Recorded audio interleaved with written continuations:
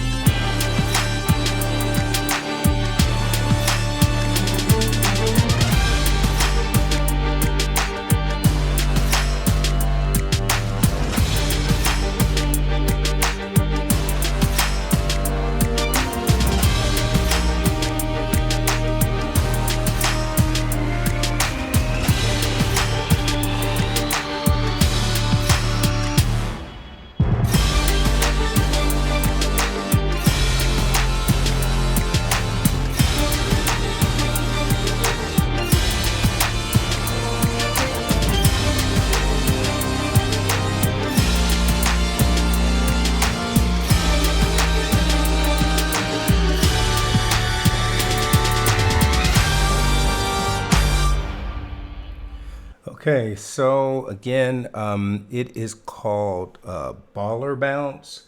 Couple of things about it. So it's in G minor. It's at 88 beats per minute. And real simple changes, y'all. This particular cue has three changes in it. G minor to an E flat minor 7.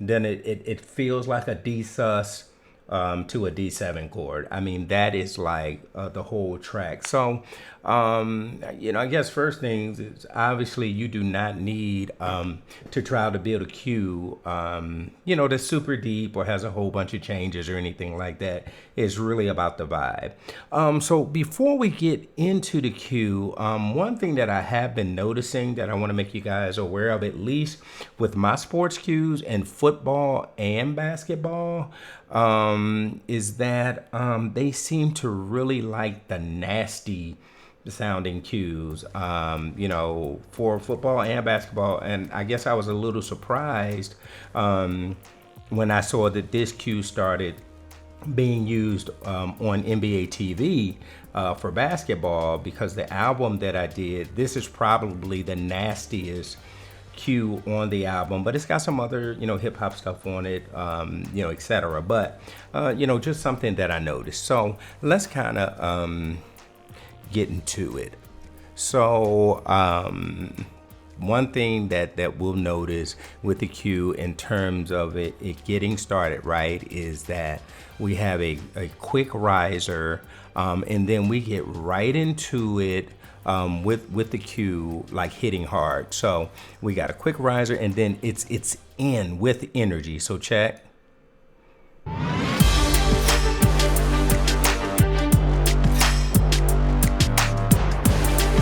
So it comes right in, and you definitely feel like energy starting right off. And for the energy, guys, it definitely starts, and I think I've talked about this before, but I just want to make sure that we really get this. And it definitely starts with the drums when we start talking about the energy of the cue. So I want to make sure that some other stuff is muted. So just check out the drums and the risers.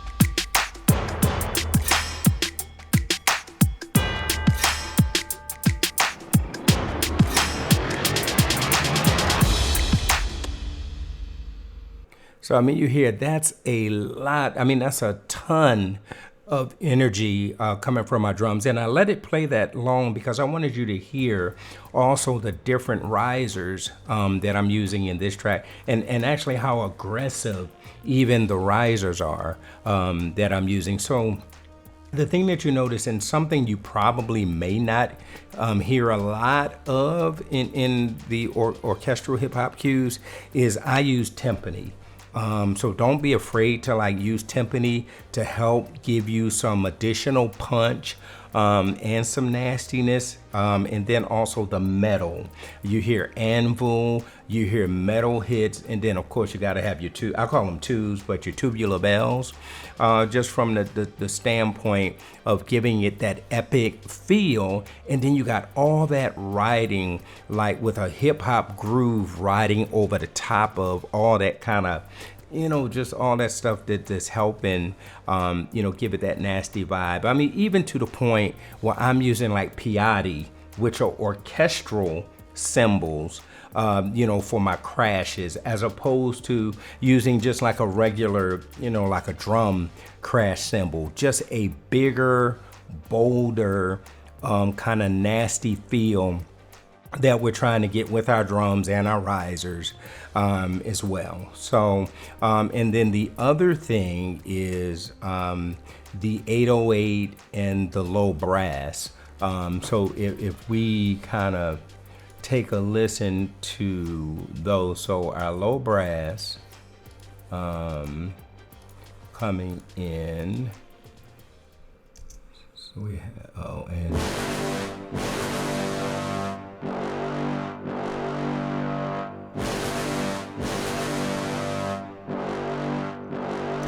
so just real nasty. I'm using a combination of things. I'm using some Brahm one shots, and then of course I'm using Pandora, I'm using center brass, tuba, and monster low brass, and then the BBC Symphony Orchestra bass trombone. So I'm putting all those elements together. Then you add like that timpani as well. So let's listen to the timpani.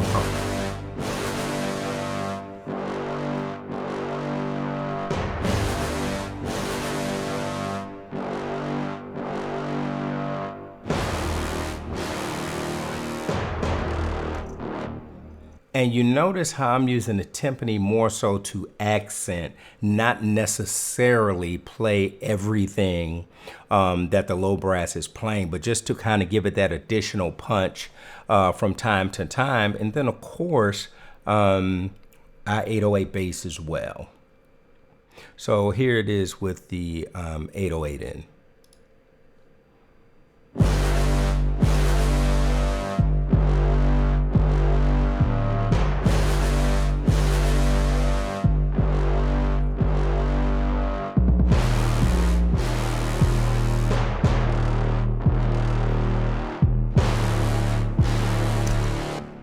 And you hear like with the 808 from time to time, I love to use like the triplet feel, diggity dum dum, things like that, just to kind of separate it a bit from the bass. So it's not doing exactly what the bottom is doing. It is, but then we just do little things kind of in between, just to kind of, let it kind of live and breathe a little bit, if you will. Excuse me.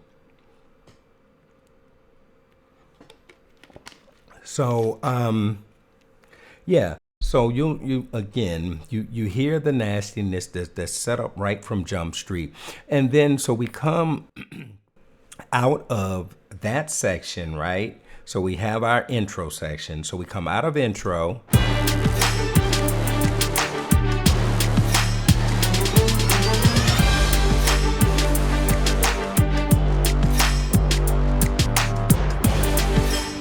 And what we have, and I don't typically do it, but this time what I did is I got another riser getting us into the next section.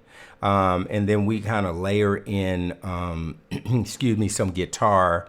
And then I think we might do some, do we do our short bones yet?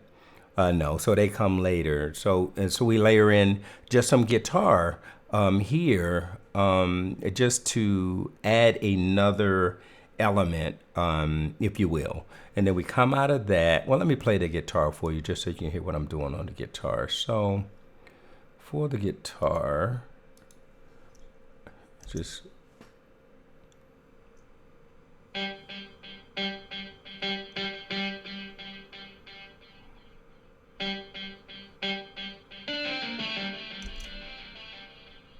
so we got that. And so let me show you what we're using. So we have, well, this is the plugin that I love on my guitars, the CLA guitars. And you see I have reamplify on, I have it on crunch, and you kind of see where my settings are. My delay's on an 8th delay. And then you see my output here. So not, super hot. And it doesn't need to be, because this sounds great. So just to, let's bypass this.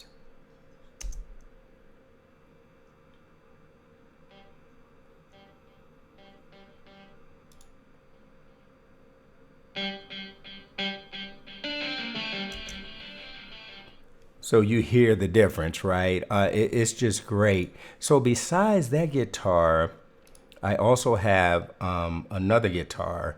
And this is a trick that I like to use lots of times with a secondary guitar. So check this.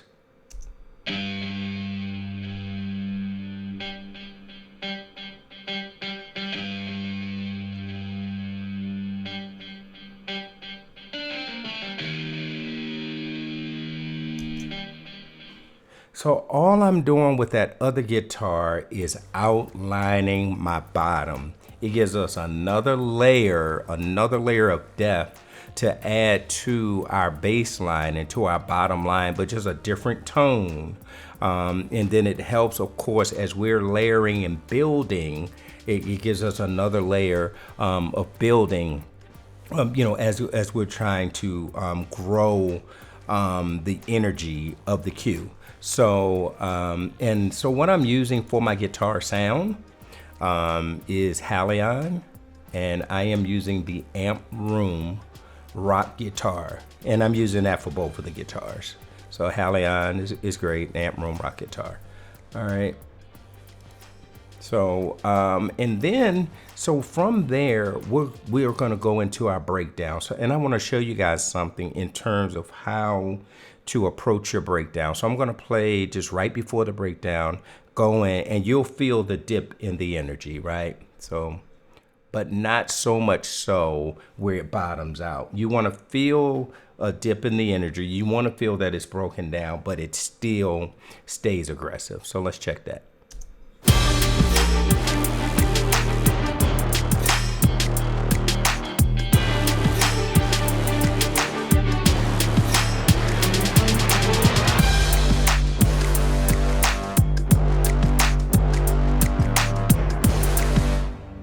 Okay, so it's broken down, right? So one thing I want to show you guys very, very quickly is if I solo the bass, the drums, and the low brass the energy doesn't change. So let's do that real quick. All right, so let's listen to the energy coming from this section into the breakdown with those particular elements.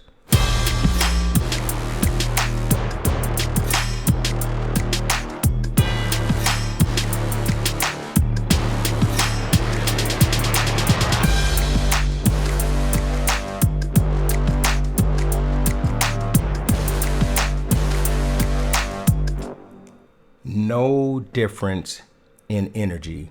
So the point I'm trying to make, guys, is that really all the perceived removal of energy comes from the other elements. Our string, ostinato, things of that nature. Really, you'll be surprised how much energy you feel when it's in, and then how much energy you feel is removed when we take them out. So it's just something I wanted to point out to you guys there, is that my drums and bass and all that stuff, they still rocking the same, but you still feel that we went to a breakdown, but it's all because of the other elements that I removed that kind of bring the energy level down.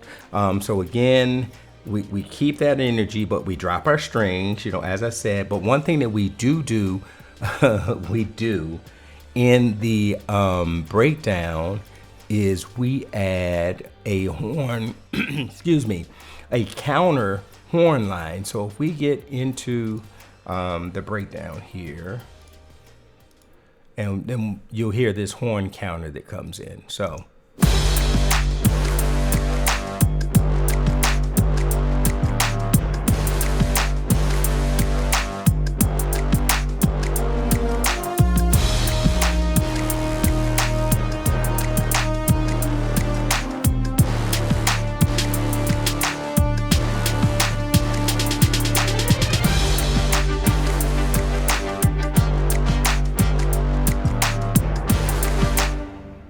And then you hear on the second half of the breakdown, so we're giving it a little more energy and trying to find creative ways to introduce energy. So we bring in a low string ostinato, but also some short trombones. So we got these trombones that are playing. It's the BBC short trombones, and then we have this short string ostinato that we're doing with our violins and our violas and our cellos.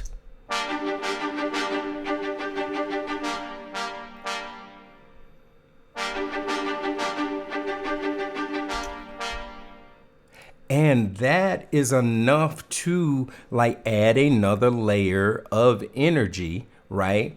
As we're kind of building this breakdown section and kind of building our way back up to the theme, right? So then as we come out of this section, we add another layer of energy by adding the high strings and the guitar. We add high strings and then we add the guitar to the horn counter line. So check that out as we go into now the third layer within this breakdown.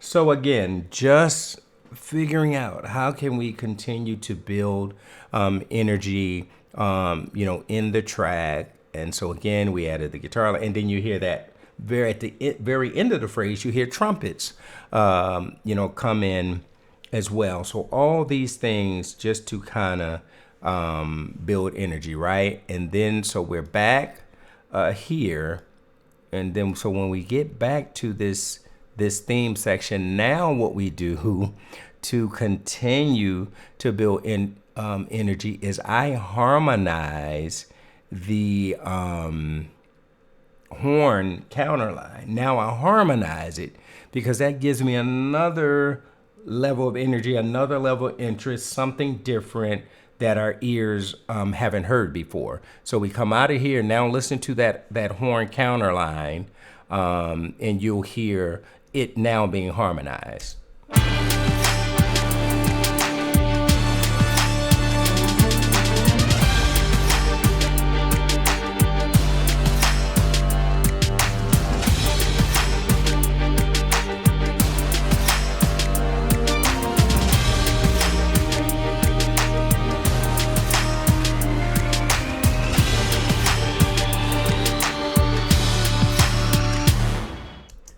And then you hear how we hear that nice stop. We release everything.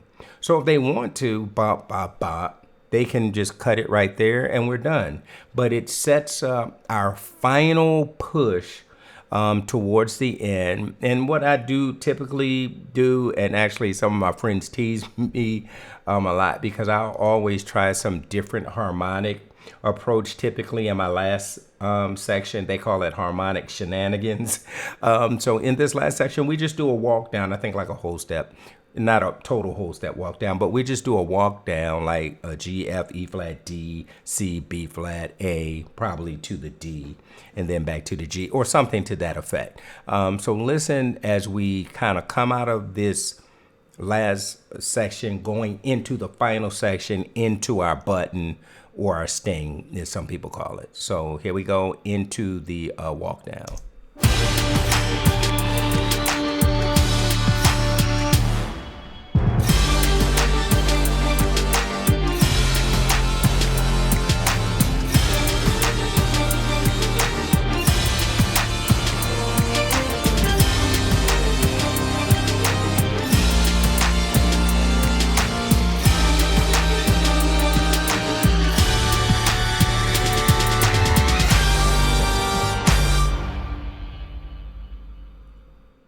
Hear that? I mean, a nice, big, nasty button. You heard the 808 bass doing some type of little triplet run, diggity-diggity-dom, you know. And all these things to just kind of, you know, help us. So what's the 808 doing down there, like at the very, very end? Oh, so let's go a little earlier.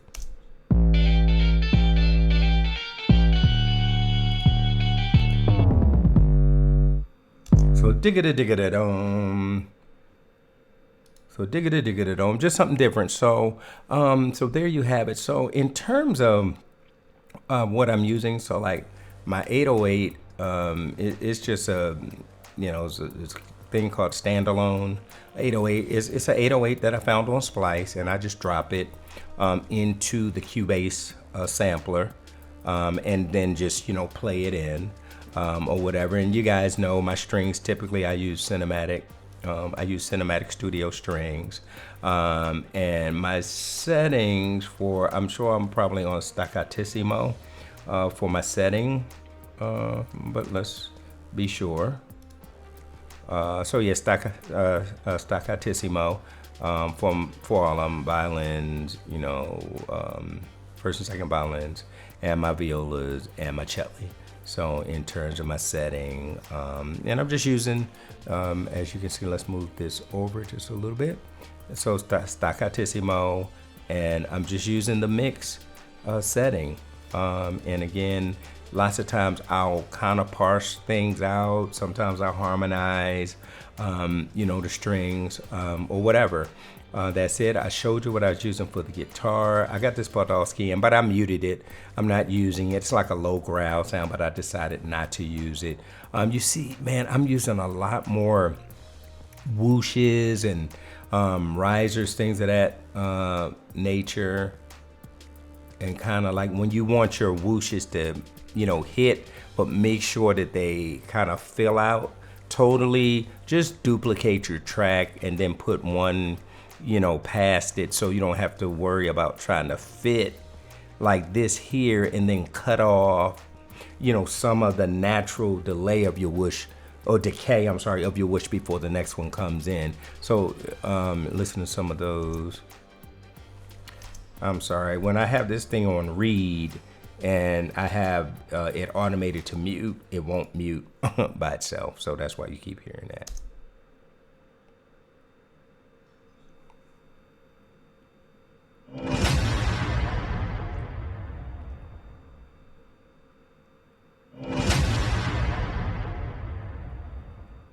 So, I mean, you guys, that's a big whoosh. I mean, that's like trailer style, whoosh that we're using. And I use Quantum. I don't know if you can see that. Yeah, but it's the Quantum. They have a great risers and whooshes and things of that nature. It's called ESC Quantum. And just different whoosh hits and things of that nature. I use them for my risers, as you can see here. This is a Quantum riser that I use. I like their products. Their products are really good.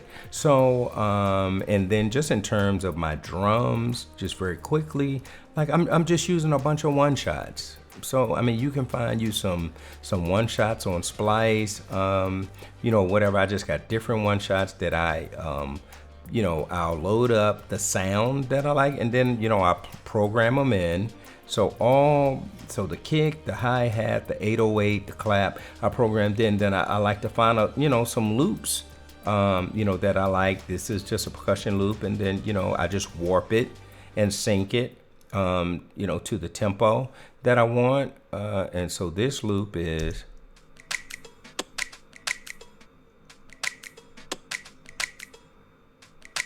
right, and then this loop with it.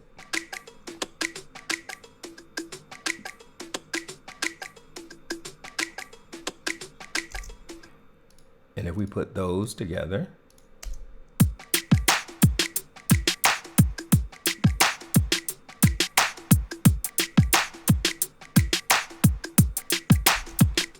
yeah.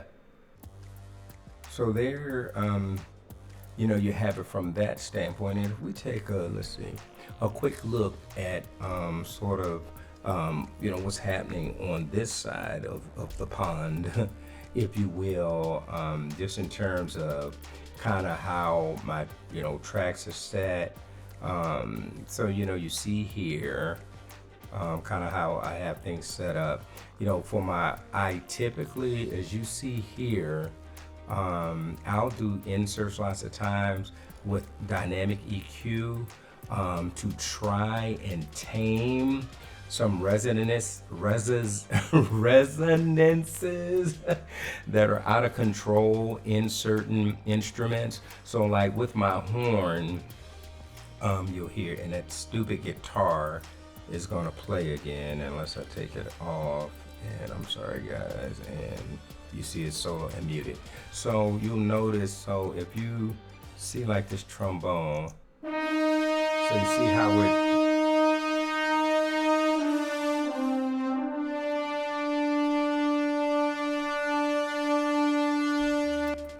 so just in that, I have it, that 493 hertz, but just in that, around 500 hertz range, you see I have it kind of pulling.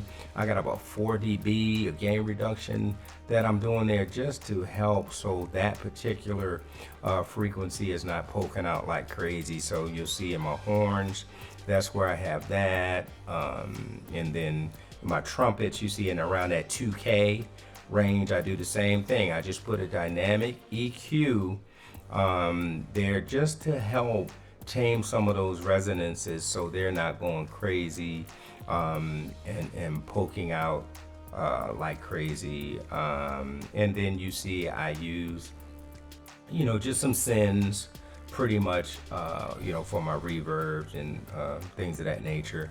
And I'll get you down to my bus here. So here's my reverbs here. I'm using spaces too. So I have like a brass send, a group of strings, woodwinds that I'm not using, so I got that muted. My drums, I'm just using Reverb, but I'm using a Hall for that, and then I have an effects verb. So I'm using spaces too for those, and then I also do a delay send as well. And then one thing you will notice is that, and it should be here, it's not on or engaged, but typically, as you see here, I'll high pass my reverb. This is just actually just on the wrong thing here. So this should be here. This should be here. This should be here, right? That should be there. And typically, this is at 200, but I typically high pass my reverbs at around 250, just to make sure that we don't have all that stuff kind of, whooshing around in the bottom end, like a bunch of noise, just that reverb in the bottom, and it gets real muddy. So just to clarify things just a bit, if you will. And then these are just the way I parse out my groups. And actually I don't do parallel compression like this. The way I do parallel compression now, this is an older session, but I'll do parallel compression as an effects. So I'll create an effect channel, and then I will put my my compressor on that effects channel, and then use it as a send. So that's the way I do my parallel compression now.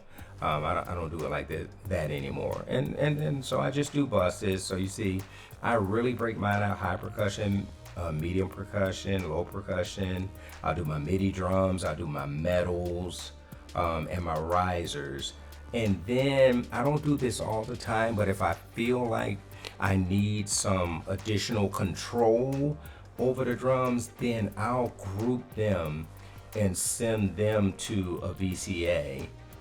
So then I can control this whole group through the VCA, right? So I'll do my drums like that, and then you see, then I have like my trumpet runs, my high brass long, high brass short, low brass long, low brass short, etc., right? And you see I'm pretty much just doing my reverb sends like right on the groups, as opposed to doing them on the channels there. And the same for my strings here. And then you see, like, even if I have some stuff that really is popping out, since I only send in my bass here, I typically will not do like a dynamic EQ on my group because I have different instruments in the group. But since I only have the 808 bass coming here, I just did it here. And I don't know what I was trying to tame, but I was trying to tame something that was going on with my bass. And then of course you see the way that I break out my strings. And then you see for this particular cue, and you can't see it because I'm in the way. How can I get out of your way? Yeah, let's do that. Okay, so because I just want you to see this. So you see a string run, string long, short, whatever. And then I also have a separate VCA set up here for my music. So it allows me to control this entire group just with one fader. So say, if I just need to raise all my music a bit, I can just use this one fader to do so. And then, so the same thing for my drums. If I need my drums just to smack a little more, I can raise them all just, with this fader here. And then of course, I always try, like I like to have reference tracks or whatever, so I have a reference channel. My mix bus, as you see, my mix bus is super simple in terms of what I have. I mean, I like to typically, autosave, and typically add just a little high-end sheen on my tracks. So I typically have that, and then I just use Ozone 10. And as you see, kind of what's going on there, and that true peak should be on there, so we don't have things popping, above -1. And then, tonal balance, I just like to check kind of where everything is falling. Span, and I use span. I use span to check, just kind of my frequencies. kind of to make sure that everything is, no, I don't have any frequencies that are like totally out of control. And then of course Insight, just to check my loudness and things of that nature. So I know I typically don't show you this kind of part of my process. Is just obviously it's just as critical, it's just as critical as the other side. So just a quick look again today into this cue. I wanted to break it down for you because it is currently being played on NBA TV. So, it's relevant from the standpoint of, hey, this is what they're playing right now. I think it's November 2023. And they, right now, this is what they're playing. So, yeah, just to give you guys some insight into how I built the cue and what it seems like they're using now. So I do, as always, hope it was helpful. If so, please like, please subscribe. Definitely helps out the channel. We'll definitely be bringing you more content in the future. And as we always say, until next time, thank you, peace, and God bless.